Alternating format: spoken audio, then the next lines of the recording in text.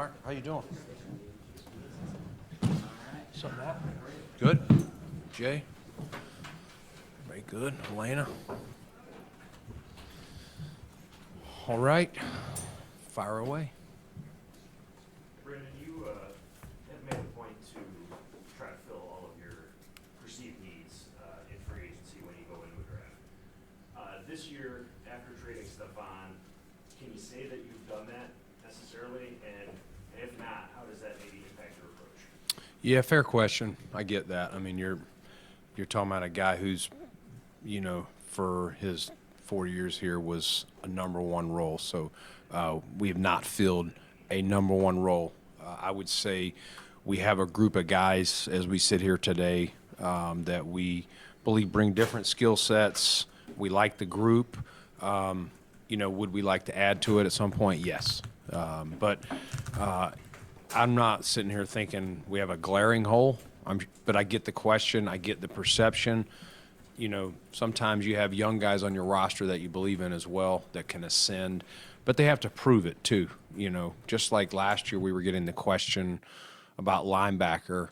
Terrell Bernard had to prove it. Even Tyrell Dodson in his form when he played for us had to go prove it because he'd mainly been, a backup, prior to that. Hey, Brandon, what's sort of the range right now for first round grades on your guys' board?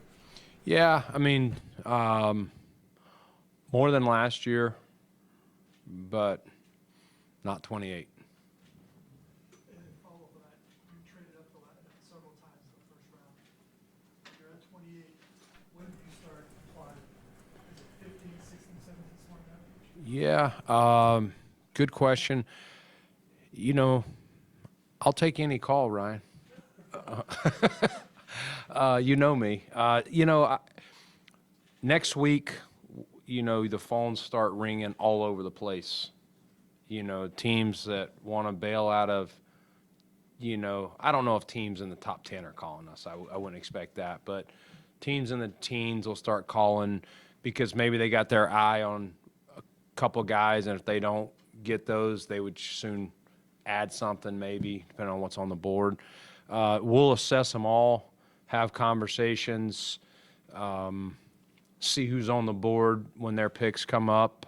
And we'll be doing the same. We'll also be looking the other way. If we did not draft Dalton last year, I think I told you, we had some options to go back, and one that I really liked that would have put us into the second round, that would have added, I thought was good asset, to do that. So we'll do both ways. I think that's the best way, prepare for every scenario. We'll go through next week with the scouts the various scenarios that could happen and just play the board.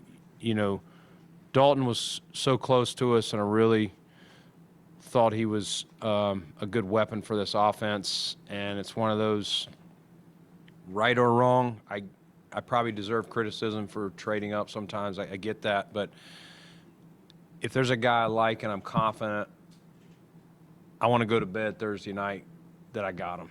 And if that happens again, I could do it.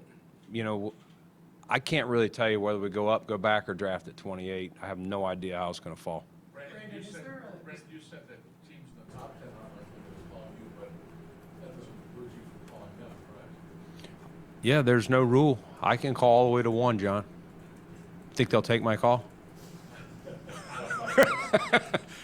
I haven't called them. Yeah. Brandon, is there a value, how's the value put on future picks? Like if you were to trade the second round pick, it's 60, so there's value. How Yeah. do you and other teams, is there a general way it's looked at if you were doing anything, either obtaining picks or trading picks in the future? Yeah, I mean, that's a good question too. I would say you're generally going to say it's, you're looking at what team it is. So, but if you're not sure if this team's a perennial playoff team, you're going to back it up a round. So if you wanted, like this year, let's say you wanted to take our second round pick out of the way. Say we made our first, it's in the second round, and we wanted a pick somebody's going to make us trade next year's one to do that. It's going to be a round difference. And that's where you'd have to decide, and if you're accepting someone's pick, if we're in the third round this year and someone offered, we don't have a third, but just pretend we had a third, and someone offered us next year's two, part of what I may be thinking about is what kind of team, is this a perennial playoff team? Is it not? All those things. But in general, you're going to move it around up. We spoke with you at, we did the owners meetings, and we talked about disappointment of not getting the third round comp, but you did get the fourth round comp. You said you had to move some things and think differently. Since then, you added a second next year for Stephon. How much does that at least increase your ability, maybe this year even, to move around the board? Yeah, I mean, they're all assets. They really are. No matter what year you have them, you're allowed to trade, picks 20 in 24, 25, and 26. Can't go beyond that at this point. So any of those that we acquire are always assets. And again, the main thing, and our board's pretty well set.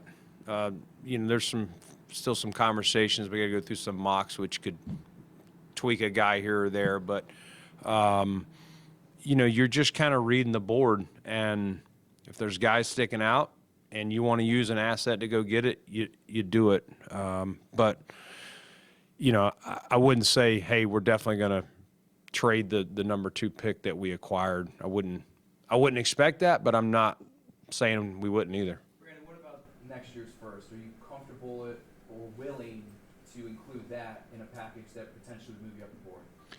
I mean, I'm never going to say no. I don't love trading future ones. If you go back to when I got here, what we were trying to do, knowing that we were most likely going to be in the quarterback market if we found the right guy, was creating assets to not have to trade the next year's one. And so if it makes sense, John, I'll do it. But I don't love it. I just know that there were times in Carolina in some of my younger years where we did trade it, and I felt more times we were disappointed later that we did it. That player we got didn't put us all the way at the top. And then you get to the next year's draft, and you're going, we would have been picking 17th. And you go, look who we just could have had. And so it's easy today to put it on the credit card and say, don't worry about next year's one. But hopefully I'm still sitting here. I know how tough that is to do that. But listen, we did it for Stephon Diggs when we traded for him and set through that. If there's something that makes too much sense, heck yeah. There's been a lot made about the depth, the talent of this year's wide receiver class. How do you view that moving first round and on? Yeah, I mean, there is depth. There's a lot of different style receivers, from size, speed, quicks. Some have better hands. Some are not great rack. They got good hands, but you're probably not getting much. Some other ones maybe have less size, but if you can get the ball in their hands, they kind of turn into a little bit of a running back. So there's a lot of different. One of the things that people don't always know the full details on, though, is what are their mentals, what are their smarts, what are their habits, and those playing big. And our coaches and our scouts have really worked hard. The scouts for a while, but the coaches have really jumped in now, trying to quiz these guys either at their pro days, at privates, Zooms. Obviously, you've seen some of the names we've had in here. We have tried to go through that, and some have really tested out well. This guy, he's going to pick it up, and there's some others that we have some concerns about. And then there's medical. We just had the medical meeting, and so like every year, there's guys that pop up, and buyer beware. That doesn't mean you can't take them, but you may choose a player that someone else, from a scouting stance, maybe a little less than this guy, but this guy's a lot healthier than this player. not a huge difference, but all those factors can happen when you turn the card in and make that final decision. That we're not going to walk down here and share when you say, well, why didn't you choose this guy or this guy? I'm not going to, just those are some of the things that you don't know. I know there's a lot of stuff out there. Highlights are posted of guys. Man, this would be great to have this guy. But that's not the whole picture. You said about wide receiver, if any, would Josh have, if you have a wide receiver in mind that you're looking at, and maybe go to him and say, how would you fit with this guy? Have you watched him at all? If you do that at all, and can he be a part of any meetings on a top 30 visit? He can, if he's here, Yep. like this week. Yeah, I mean, he just got here this week, but I'm not sure if he met any of the guys or not, Sal, to be honest with you. But yeah, he could do that. Josh loves the draft. Like, he loves the process. I mean, I think a lot of people do. It's made, all the mock simulators and all that stuff, and he loves that stuff. And so he loves to watch, now some of the stuff he may be watching is highlights, some of it's maybe cut-ups too, but yeah, he'll ask about, you like this guy or this guy, and he may go watch, and throw his 2 cents in. He hasn't done the extensive work that we have, but I love that he loves it and likes to hear how we see things. Brandon, kind of going off of that, have you talked to Josh, like this week, like recently, about any specific guys in the draft or any of that? And have you talked to him since trading Stephon? I have talked to him since trading Steph. Yeah, he's talked to him this week. We talked on the phone at some point after we traded Steph that week, and then hadn't really, I think he went down to the Masters last week. Haven't really spoke to him much since then, but yeah, he's been in the building. He swung by my office, saw him upstairs in the offensive staff room yesterday, and same old guy. He's doing well and excited about the team, and it's good to see him back. He's I think he's excited about where we're at, and obviously knowing the draft's coming up, like to Sal's question, ask, what are the guys you like? I see all these names. Who do you guys like? You said with wide receiver you haven't necessarily filled that number one wide receiver role. How much of a priority is that? Like, you look at some of the young offenses around the league, Houston, Green Bay, they don't really necessarily have a bona fide number one. Kind of spread it around, have some young talent they found day 2, day 3. Is that something that you definitely need in 2024? No, I mean, listen, you'd love to have 2 guys out there that are number ones, you know what I mean? Or like, you're always going to try to find the best players you can. No, what you need are guys that in this offense that are smart, versatile, selfless, and can make the plays that their skill set allows them to make. And if it's a tall guy that's going to, Josh is going to throw up a 50-50 ball, he's got to come down with it. If it's a guy that we want to get the ball in his hands, and when we need some rack, he's going to do that. I think that's what we're looking for. If there's a one that pops up either in free agency or draft that makes sense for us, or a really good 2, we'll do it. But I don't think having a 1 or not having a 1, Matt, doesn't mean we can't have success, on offense or as a team. Brandon, along that line, was it more important as you reflect back to trading for Steph, was it more important for the offensive development to have a number 1 at that time, as opposed to now, where you know what Josh's capabilities are? Yeah, I think Josh was I think he's still ascending, but I think there was more ascension that we were hoping to continue to see from him. I mean, he was, coming from rookie second year, we go losing Houston, and, that year we had added in 19, year 2 for Josh, we had added Cole and John Brown, who really, really helped our offense. But as the season went along and people saw how we were using them, I did feel like we needed someone else to offset what they were doing because they were starting to try to figure out how to try to take them away. And I think that happened in that Houston game where we settled for field goals. You know, yes, we blew a lead, but I thought that game, if we could have got touchdowns in the first half, could have been over. And we let a team, you know, that was more experienced than we were hang around. And so that was the impetus. What else can we get? I had, you know, called on receivers, including Steph that year, but they weren't willing to trade him. And, you know, at that point, Steph was available and thought that's what the offense needed at the time. But I do think, to your point, I think I get where you're at, John, is you're saying now that Josh is ascended to the player he is that a requirement?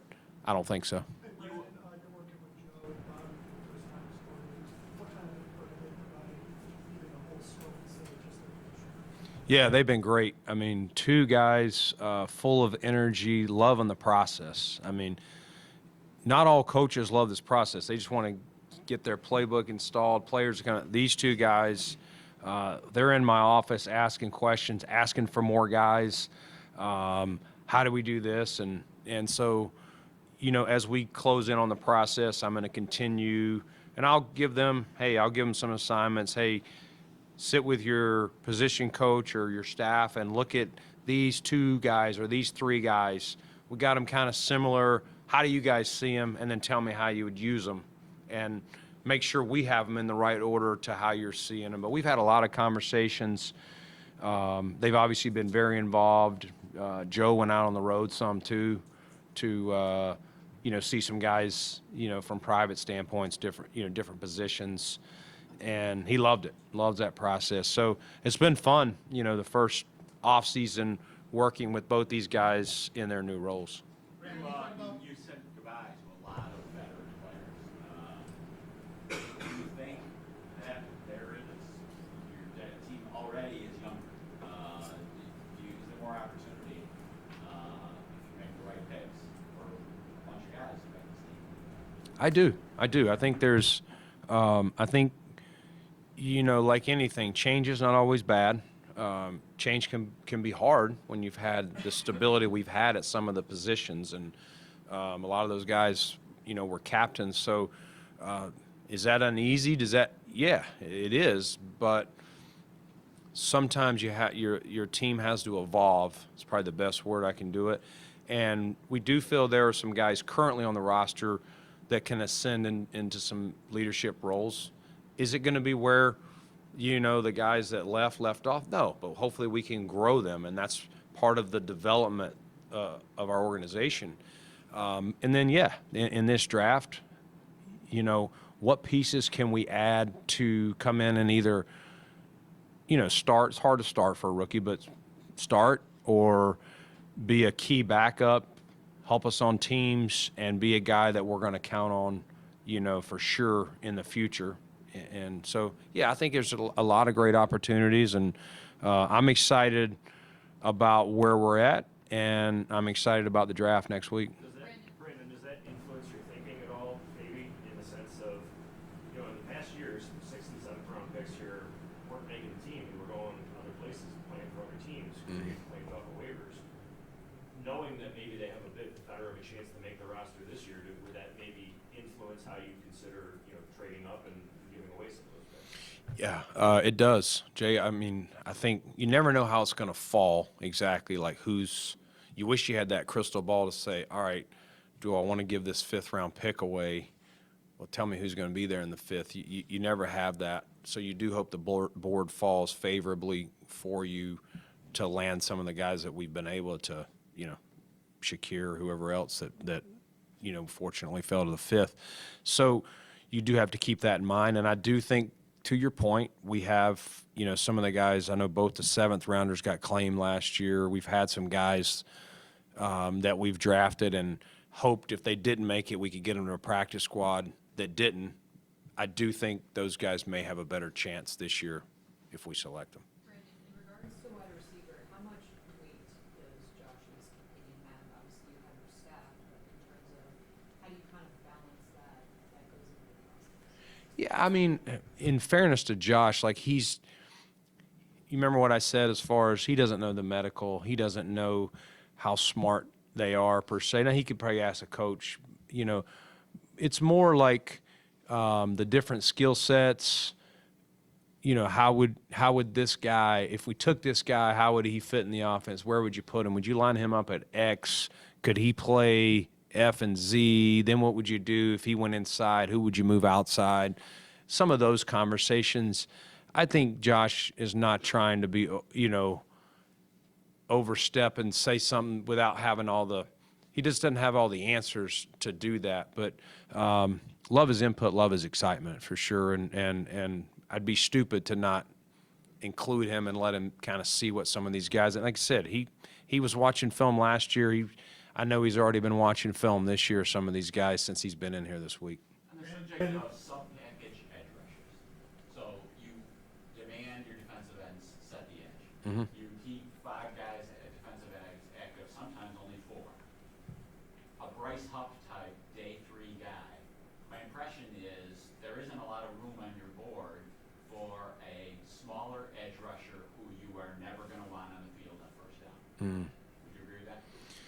Yeah, I think that depends on how many we would keep on the 53. So, yeah, you got to be careful how many DPRs that you put. But if the talent's there, Mark, we'd still take it and figure it out. You know, we've had at least 1 year, maybe 2, where we've kept 6 ends.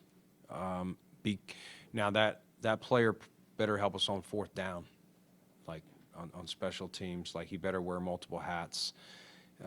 But it could also be a guy that maybe you don't count on him right away unless you have injury, but you've got him in the bullpen ready to roll. If he can rush the passer, we know how important it's a passer league. I'm not just going to pass him up and say, well, it's not a good fit this year because maybe. So there's some guys on the board. Yes. Yeah. I think you've done some work. You've done some work in free agency the last couple of years, May, June. But entering this draft with your defensive line, edge and or defensive tackle, how much priority is there in this draft to add somebody that can contribute as early as next season? Would love to. Would love to. I mean, I think there are guys in the draft that can do that. They can come in and maybe they're not day one starters where we're picking. If we took one in the first, we'd have to see what's there. Or if we took one later, I do think there's players though in more than just the first round that can come in either as a DT or a DN and help us in the rotation. And, we rotate our guys a lot anyway, so I don't get too caught up in, whether he's a starter or not. We run 8, 9 deep on game day as it is. Brandon, we haven't spoken with you since the Lionel Collins move, and that's somebody who's got a lot of experience in this league. What do you envision his role on this team being? Yeah, a veteran player, obviously missed a year. He had a late ACL. I think he got his right before the playoffs in I think it was late, maybe early January of that year, the previous season, just where his rehab was. He wasn't healthy. Remember, we worked him out, and he ended up signing with Dallas's practice squad. But he's a veteran. He's played tackle guard, and I would think he would come in and provide some depth at right tackle at least, and then also interior, I think, wherever we need depth, competition. So I would say right tackle and then, guard. How might the depth of next year's draft impact some decisions that you make this year? It's I'm not too worried about next year's. The depth of the draft is so hard to tell. With NIL, there's guys that we thought this year would come out, but the schools are really coming up with some pretty good money to keep these kids, giving them $600-700 guaranteed, for guys that like that, that guarantee. I got this. I don't have to go compete for this. It's mine. So we are seeing a changing landscape from that standpoint. There's definitely the last couple of years guys that we had pegged that even some of the schools thought they would probably lose. So, this was a light underclassman draft, and there's going to be more guys. But there are guys that have stayed in the COVID, that stayed and played 5 years, that are going. There's going to be some guys with more age on them that are still going to get drafted probably later in the. Not that there won't be some early, but there's definitely a lot of 23, 24, maybe even 25-year-olds that are getting drafted because of COVID plus NIL. So not too crazy worried about next year's draft. It'll be fine. It's just really focused on the positions that we need to get answered between now and September, whether it's this draft or free agency afterwards, and then making sure we have depth in all the right spots. Randy, how many top 30s did you use this year? 30. And then as a follow-up to that, how often does a guy come in here that's so impressive, you really can build out your board? Yeah, there's some guys that maybe we had conflicting reports about the learns or the personality that we wanted to get around or verify. So, I mean, there's not a lot of those, but there are some that and maybe it's breaking a tie. I got a couple of guys here. I know maybe they're like this. I'm just making up a round in the second round. And I already know this guy can learn, and they've got the same skill set, but this one I'm unsure of. I get this guy in here, and I'm like, yeah, he's not quite the same learner. Maybe if the draft falls and they're both there, they're the highest on the board, I take this guy. If not, as long as I'm still comfortable that it's above the bar learning. Now, sometimes you bring a guy in here, and you're just like, this guy's going to mentally struggle to play the position that we would need him to play, and we can't take him in the second round. We need to drop him some, but he's going to be more of a project. I know you talked about, I know you talked about Josh and his interest, so he doesn't know everything about these young players, but he does know Steph. When you said you talked to him before the trade, I was just curious, like, that's almost like a philosophical change. He's been their #1 receiver. What was his reaction when he knew that this was the possibility, and because it is a major change to a guy he's known and had a lot of success? Yeah, I'm going to keep that between me and Josh. I get the question, but I think that's best for our conversation to keep that in. Josh understands that sometimes I'm calling him, take Steph out with decisions, whether it's calling him the year we signed Mitch when he didn't really know Mitch, and, hey, probably won't be able to bring Matt Barkley back. Like, things like that. People he's formed a relationship with. Obviously has a relationship with Steph. Josh is really matured and understands that sometimes I'm calling him about things to say, how do you see it? Sometimes I'm calling him just to say, hey, this is where we're at. I don't want you to be blindsided, things like that. I'm not really going to weigh into where the conversation with Steph. I just think it needs to be kept between me and Josh, just out of respect. Boundary corner room, Brandon. Sorry, Matt. Thank you. How do you feel about your boundary corner room? And specifically, how would that change based on how you might feel where Kyrie is right now? Yeah, we feel good. We got good competition. Kyrie's back. I haven't really talked to him, but saw him in the hallway yesterday or day before. And Christian Benford, obviously Rasul's back, and Jamarcus Ingram. So no, we've got some guys. If you just start with those four that know our system, know the expectations, and they'll be looking to compete. So no, I think we got guys that can line up and that we believe in. Brandon, any updates on the guy?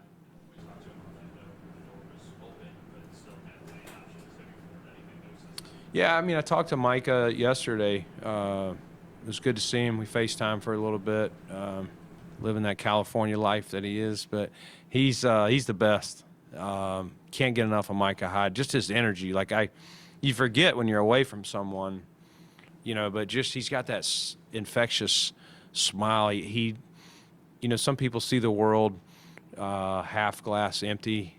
He sees it not half full. He sees it 100% full. And just I wish I woke up every day with the perspective he's got. He's just such a good dude, can see everything, mature beyond most players' years. And so we had a great conversation about life and things like that. You know, I don't think he has totally made a 100% decision either way.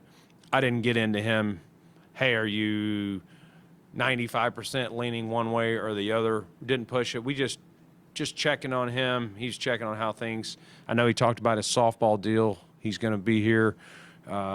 He's excited to come back, you know, next month after the draft and be around the guys, and he was pumped about that. But I can't tell you if he's going to play again or not. I don't have that concrete answer. Another Iowa kid, Gene, one of the more interesting prospects in this draft. A lot of conversation about whether he's a safety or a corner. You guys, how do you view him, and how does that impact a player that you're evaluating when there is a little bit of work you have to do on what he's going to be if you got to the next level? Yeah, really good player. You know, had a really fun career to watch his play. I think he came into Iowa originally as a safety, and then they moved him to corner. Just his talent can play it. You know, I think he's one of those guys that wherever he goes, they'll figure out the best spot for him. I could see some teams, Matt, saying maybe they got a bigger hole at safety, let's put him over there. Or, hey, this guy can, you know, we're going to pop him in a corner. He showed he could do it in college. We'll do it here. I mean, he also adds to your return game. He's a pretty good returner and good ball skills, things like that. So it was a joy we met him at the Combine, but it was a joy to have him here. You can talk a little bit longer to him. Obviously, he was coming off the injury, so he just did his pro day last maybe Monday or so. So he's still coming from that. He didn't have a full time to train, but thought he did a good job in his pro day. Brandon, whether it's NIL or COVID or just the more easy it is to transfer in college, it seems like there are more guys that have played multiple years at different programs, maybe even 3 different programs. Yeah. How does that change the workload of evaluating those players? Yeah, Thad, I think sometimes you're talking about, in the old days, you got a scout who's in the Southeast. He's been there for 5-10 years. He knew who this kid was all the way along. So you're kind of connecting dots. Guy transfers, I'm making up a school, from Florida to USC. You know, this scout's going to give this guy a little heads up. This is the background that I've been tracking this kid. This is the background that this school saw him. May want to start with your questions at this school when it's time for him to come out like that. So you're kind of, and you're right, there's guys that are 3 schools. So they're bouncing around. It's really becoming to, you know, college football right now. Major college football is becoming into a bunch of one-year deals. These coaches are having to, you know, I've talked to enough coaches, and they're as worried, you know, they're hitting the portal, but they're trying to re-recruit their own guys back that you just assume probably as a fan this guy will be back, but that's not the case with NIL if someone else offers them. But yeah, it's up to our scouts to kind of connect the dots, and then, you know, as we get to know them, Thad, we'll ask them questions. Why'd you leave? You know, the example I gave you, Florida. What made you go to USC? Well, I wanted to play with this guy, or this coach he recruited me, he left, and this new coach didn't really see me the same way. There's all sorts of stories. Obviously, money talks too. That's this day and age. That's usually the leading reason that I'm finding. But we do like to ask. And was it because you lost out of competition? You know, coaching changes. There's so many variables. Can you give us an update on just a few guys here? Matt Milano, Tommy Doyle, and Von Miller, and where they stand right now. Are any of them working out here? Where are they? Yeah, the two. Yeah, they're all here rehabbing. I mean, Von's not. Von's healthy, but yeah, he's good. But Tommy Doyle is still rehabbing. Matt's still working through his deal, and they're here. Okay. Brandon, is there always a steep drop between round 1 graded guys and then whatever the next year you refer to it as? You talking about like round 2? Look, yeah, I mean, I'm assuming it's round 2. But I don't want to assume that. Yeah, no. There. You go round 1, you go with the next. Is it always a cliff? No, it's not. There's a lot. You know, it's a tick. But there are some things that we say he's got to check all these boxes to get our first round grade. And again, there's going to be 32 players selected in the first round, but it doesn't mean they all come out of your first round. Sometimes you do have to dig into your second round, just how it falls. But yeah, it's not a huge thing. It may be, maybe he doesn't, maybe he just doesn't have measurables that across the league have shown, you know, Pro Bowl elite success, or, you know what I mean? He's an exception player, or maybe he just doesn't have the production. Like, I see all the skills, but it's usually not much that can, but there's just something that you're going, I really like this player a lot. I think he's going to be great. There's one box he didn't check, so we're going to put him just below here. And then that's kind of, I still think there's a gap. There's a bigger gap from the top of 2 to the bottom of 2 than just across the line of bottom 1, top 2. Does that make sense? How do you view your running back room right now, and do you feel the need to add more of a power type back? You're next. I'm sorry. No. No. You go ahead. Elaine has been trying. Yeah. No. Go ahead. Yeah, I was going to ask about your running back room, how you view that, and the possible need to add more of a power type back. Yeah, I get the question. You know, we're excited about James being back. Ty Johnson, thought he did really good in his role as the season progressed. And you're right. You know, we had Latavius. We had signed Damian Harris last year before he got hurt, who played some bigger backs. So I think that probably makes sense. But at the same time, we're gonna try to find the most talented player too, and we'll make it work if it doesn't end up being the ideal 220 plus back. But fair point. I was just curious, last one you talked about how hadn't really had conversations about Greg's fifth-year option yet. Has anything changed there? Anything official or anything? Nothing official. Really, you know, as soon as I get done with the draft, that'll be first on the docket for sure. When you guys get in meetings, which scout is the most entertaining and how it presents? The most entertaining, man, Ryan, that's a great question. I had to send them home because we always about kill each other, and there, it gets. It was funny. I'll tell you a quick story. These guys would probably hate me, but of course I'm egging it on. But there was a conversation between Mike Szabo, who's one of our national scouts, and Lake Dawson, and it was about toughness. And they were getting into an argument, well, I don't think that's tough. And they were going, well, toughness to me is, and it went on. And so they went home after that, and I was like, hey, are you guys riding together? Because they carpool. And so we laughed, and it was like, ha-ha, funny, but not funny. You know, it was that time of the day.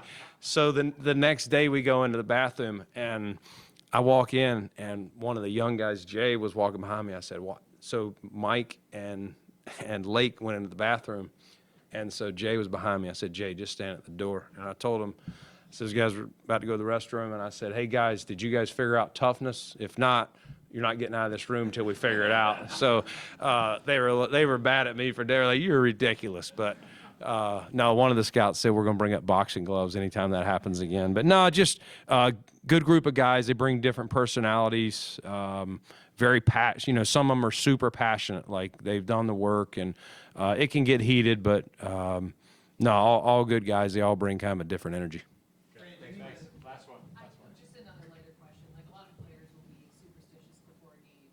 Is there any superstitions you have or you like to do before the draft? We always take our picture at the same time. Isn't that cool?